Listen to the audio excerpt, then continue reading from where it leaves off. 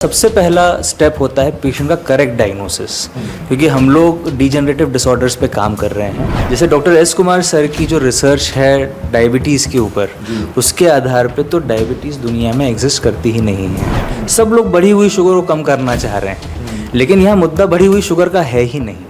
यहाँ मुद्दा है शुगर के यूटिलाइजेशन का। कि पहले वो समझे टाइप 1 होता क्या है, क्यों होता है, क्या जेनेटिक है, अगर माता पिता को है तो बच्चे को है तो समझ में आता है, लेकिन अगर माता पिता को नहीं है और बच्चों को है तो कारण क्या है। इंसुलिन बीच में छूट भी सकती है? बिल्कुल छोड़ते हैं।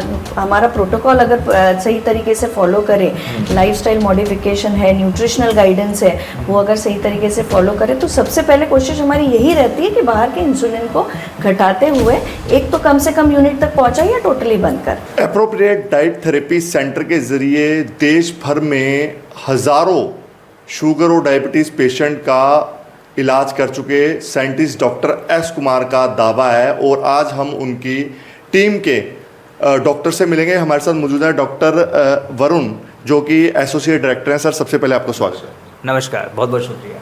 साथ ही हमारे साथ मौजूद हैं डॉक्टर दीपा, जो ABP हैं और प्रोजेक्ट डायरेक्टर टाइप 1 के जो डायबिटीज़ पेशेंट को देखते हैं। मैडम, स्वागत है। नमस्कार, थैंक यू।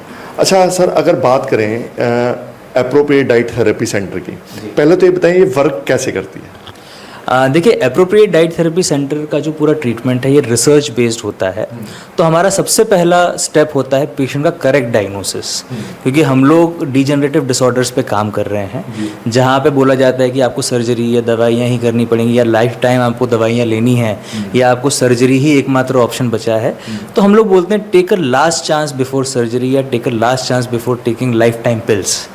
तो उसमें सबसे पहला करेक्ट डायग्नोसिस कि पेशेंट की बॉडी का सिस्टम कितना सही है, कितना डैमेज हो चुका है, क्या वो रिप्लेसेबल है भी कि नहीं, रिपेयरेबल है भी कि नहीं, और फिर उसके आधार पे उनका डाइट के थ्रू हम लोग उनका ट्रीटमेंट करते हैं। तो इसके जो जनक हैं डॉक्टर एस कुमार सर, उनकी रिसर्च है कि बॉडी में इन्फ्लेमेशन नाम की जो प्रॉब्लम है, जो बॉडी का रिस्पॉन्स होता है एक्सटर्नल एनवायरनमेंट के प्रति, उसको किस तरह से कम किया जाए, और उस इन्फ्लेमेशन के कारण जो डैमेज हुए हैं बॉडी में उसको कैसे हम रिपेयर करें, इसी के आधार पे पूरी डाइट थेरेपी बेस्ड है। अच्छा, जैसे कि डॉक्टर एस कुमार भी दावा करते हैं कि जिस तरह का ट्रीटमेंट उनके द्वारा दिया जाता है, ऐसा ट्रीटमेंट आपको शुगर का या डायबिटीज़ का कहीं भी नहीं मिलेगा। तो उसमें और इस जो टेक्निक है जो इनकी, इसमें फ़र्क क्या है? सबसे पहला फ़र्क तो है डायग्नोसिस, जैसा मैं बता रहा था आपको।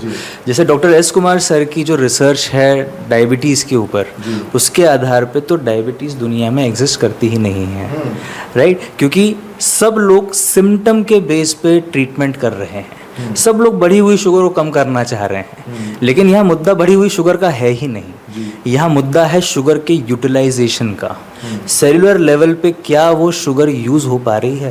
भाई, मेरे सामने अगर बहुत सारा खाना रखा हुआ है और सुबह दोपहर शाम रोज़ मुझे खाना दिया जा रहा है, लेकिन मैं उस खाने को खा ही नहीं रहा हूँ, तो यहाँ तो बुफे लग जाएगा। पर प्रॉब्लम ये होगी कि 3 दिन बाद 4 दिन बाद जो पहले दिन का खाना था वो सड़ने लगेगा। यही सेम चीज़ हमारी बॉडी में शुगर को लेके हो रही है। हम खाना तो दिन में 3 बार 4 बार खा रहे हैं, उससे शुगर भी पर्याप्त मात्रा में बन रहा है, पर सेल्यूलर लेवल पे उस शुगर का उपयोग नहीं हो पा रहा है, जिससे वो हमारे ऑर्गन्स को डैमेज कर रही है। डॉक्टर दीपा, आपसे ही बात कर लेते हैं। टाइप 1 की जो शुगर है जी, उसको आप किस तरह मैनेज करते हैं? क्योंकि काफ़ी गंभीर जो इसके परिणाम भी देखने को मिलते हैं और लोग इससे बड़े भयभीत हैं।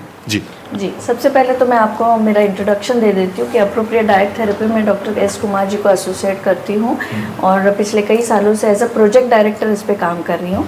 रिसर्च एनालिसिस पे भी हूँ।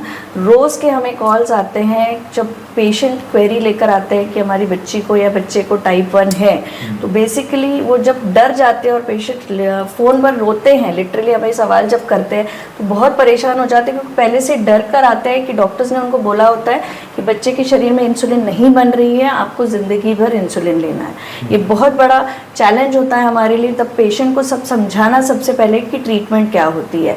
और मैं इस माध्यम से आपके थ्रू लोगों को ये समझाना चाहूँगी कि सबसे पहले डरना नहीं है। देखिए, हर दूसरे दिन दूसरे घर जैसे टाइप 2 नामक जैसे लोगों में भय लगा हुआ है कि डायबिटीज़ बढ़ रही है, उसी तरीके से टाइप 1 का रेशो बढ़ रहा है। उसका कारण लोगों को नहीं पता, उसका रूट कॉज बिल्कुल नहीं पता। अगर इंसुलिन नहीं है तो वो क्यों नहीं है, उसकी सिवेरिटी क्या है और उसके एंटीबॉडीज़ कितने बने हैं, ये कोई भी जांच नहीं करते। बस बच्चे की उम्र 15 साल से कम है, अगर किसी कारणवश अगर उनकी शुगर बढ़ी हुई है तो बस बच्चे को टाइप 1 कहकर लेबल लगा देते हैं, पर ये नहीं समझते कि एक्चुअल कॉज क्या है। कई बार हमने ऐसा देखा है कि बच्चे 3-3, 4-4 साल तक इंसुलिन लेते हैं, पर जब पैरामीटर्स हम चेक करते हैं तो कम्प्लीटली नॉन डायबिटिक होते हैं। तब हमें उनकी 15 दिन में या 20 दिन में या कम से कम 1 महीने में उनकी इंसुलिन कम करा देते हैं। वो जो डर है सबसे पहले वो हटाते हैं पेशेंट्स का, कि पहले वो समझे टाइप 1 होता क्या है, क्यों होता है, क्या जेनेटिक है, अगर माता पिता को है तो बच्चे को है तो समझ में आता है, लेकिन अगर माता पिता को नहीं है और बच्चों को है तो कारण क्या है, उसका रूट कॉज क्या है। हम रूट कॉज तक पहले पहुंचते हैं, उसके पर्टिकुलर एक सर्टन टेस्ट होते हैं, वो टेस्ट हम रेकमेंड करते हैं। शरीर में इंसुलिन कितनी बन रही है, अगर नहीं बन रही है तो एंटीबॉडीज़ उसको ख़राब कर रही है तो कितनी एंटीबॉडीज़ बनी हुई हैं, ये सारी जांचें हम एक एक करके उनको बताते हैं। सही जांचें के बेसिस पर हम ट्रीटमेंट देते हैं। और सबसे पहले कोशिश हमारी ये रहती है, जो मेडिकल साइंस में बहुत ही ज़्यादा डर फैला कर रखा हुआ है कि टाइप 1 यानी इंसुलिन ना बनने के वजह से जो बाहर की इंसुलिन आपको ज़िंदगी भर लेनी है, तो वो 2 साल का बच्चा हो या 15 साल का हो, ज़िंदगी भर लेने से जो डर बैठा रहता है उसमें से निकालने की कोशिश करते हैं। तो इसमें क्या इंसुलिन बीच में छूट भी सकती है? बिल्कुल छोड़ते हैं। हमारा प्रोटोकॉल अगर सही तरीके से फॉलो करें, लाइफस्टाइल मॉडिफिकेशन है, न्यूट्रिशनल गाइडेंस है, वो अगर सही तरीके से फॉलो करें तो सबसे पहले कोशिश हमारी यही रहती है कि बाहर के इंसुलिन को घटाते हुए एक तो कम से कम यूनिट तक पहुंचा या टोटली बंद करते हैं। ये मेन टारगेट होता है, क्योंकि जब बच्चे अगर इंसुलिन नहीं लेंगे और उनकी शुगर कंट्रोल में रहेगी तो वो तो ब्लेस्ड होगा उनके लिए और पेरेंट्स भी खुश रहेंगे। डॉक्टर साहब, एक बड़ी चीज़ देखने को मिलती है, शुगर के पेशेंट्स के घाव जल्दी भरते नहीं हैं। ऐसे में पेशेंट भयभीत हो जाते हैं, तो ऐसे में उनको करना क्या चाहिए? देखिए, शुगर के पेशेंट्स के जो घाव नहीं भर रहे हैं उसमें तो उनको तुरंत मेडिकल सपोर्ट लेना जाना है, लेकिन पहले इस बात की पुष्टि कर लें कि उस शुगर का बढ़ने का कारण क्या है, क्योंकि घाव उस सूरत में नहीं भरता जब इन्फेक्शन उसमें पनपता रहेगा। और शुगर, बैक्टीरिया, वायरस इनके लिए बहुत ही बेहतरीन खाना है, उनके लिए खुराक है। तो अगर खून में बढ़ा हुआ शुगर है तो वो तो बैक्टीरिया को पुकारेगा ही, क्योंकि वो ओपन हो गया है, एनवायरनमेंट के मतलब एनवायरनमेंट से डायरेक्ट कनेक्शन में आ गया है। तो एनवायरनमेंट तो हमारे लाखों करोड़ों बैक्टीरियाज हैं, वायरसेस हैं जो आपके घाव पे पनपेंगे क्योंकि उसमें शुगर है। आप इस बात का पता लगाइए कि शुगर क्यों बढ़ रहा है, क्योंकि इनको मेडिकल इमरजेंसी की तरह इसको ट्रीट करना तो बहुत ज़रूरी है। उसका प्रॉपर हॉस्पिटल में जाएं, उसका प्रॉपर ट्रीटमेंट कराएं और उसके बाद आप बढ़ी हुई शुगर का कारण पता लगाएं, क्योंकि इन सभी पेशेंट्स के शरीर में इंसुलिन का निर्माण होता ही है, ये हम लोगों ने देखा है। क्योंकि हमारे पास एक यूके से पेशेंट आए थे जिनको एम्पूटेट करने के लिए बोल दिया गया था। एम्पूटेशन मतलब फुट उनका काटने के लिए बोल दिया गया था, क्योंकि उनको नेक्रोसिस हो गया था। और उनको हर जगह उनको यही सलाह दी थी कि अब आपको पैर अपना कटवाना पड़ेगा। और डॉक्टर एस कुमार के इलाज से 2023 में उनका पूरा पैर बिल्कुल नॉर्मल हो गया और उनको पैर कटवाने की ज़रूरत नहीं पड़ी। और उस पैर कटवाने का कारण था कि उनके पैर में एक छोटा सा घाव हो गया था, जिससे धीरे धीरे वो घाव बढ़ता जा रहा था और पैर लगभग घुटने के नीचे उनको कटवाने की नौबत आ गई। तो क्या माने कि किस तरह के डॉक्टर ट्रीटमेंट कर रहे हैं कि अगर किसी को पेशेंट को बोल देते हैं कि आपको पैर कटवाना पड़ेगा या कोई भी ऐसी चीज़ बोलते हैं जिससे पेशेंट तो पहले ही डरा होता है और कहीं ना कहीं वह और डर जाता है ना, तो लगता नहीं कि उन्हें भी जिस तरह का आप कार्य कर रहे हैं, हज़ारों लोगों को साइंटिस्ट डॉक्टर एस कुमार दावा कर चुके हैं ठीक करने का, तो लगता नहीं कि उनको भी अपनी जो थेरेपी सिस्टम है उसको बदलना चाहिए? नहीं, मैं ये तो नहीं बोलूँगा कि उनको थेरेपी सिस्टम बदलना चाहिए, क्योंकि वो जो कोई भी डॉक्टर के पास अगर पेशेंट जाता है तो उसका सबसे पहला काम है उस पेशेंट को बचाना। और कोई भी डॉक्टर ये नहीं चाहता कि उसका पेशेंट दुखी होकर उससे जाए, उसके पास से जाए। तो देखिए, उनका जो स्पेशलाइजेशन है वो स्पेशलाइजेशन बिल्कुल अलग है। जैसे मेरे पास अगर कोई सर्जरी के लिए पेशेंट आएगा या मुझसे बोलेगा एलोपैथिक दवा लिखो, तो हम लोग वो नहीं करेंगे, तो वो हमारी फील्ड नहीं है। उसी तरह से उनको भी ये समझना पड़ेगा कि डाइट एंड न्यूट्रिशन इसकी फील्ड बिल्कुल अलग है और इसका रिसर्च बिल्कुल अलग हो चुका है। और हाँ, जैसा आपने कहा कि हमें चेंज करने की ज़रूरत नहीं है, वो जो काम कर रहे हैं वो उसके एक्सपर्ट हैं।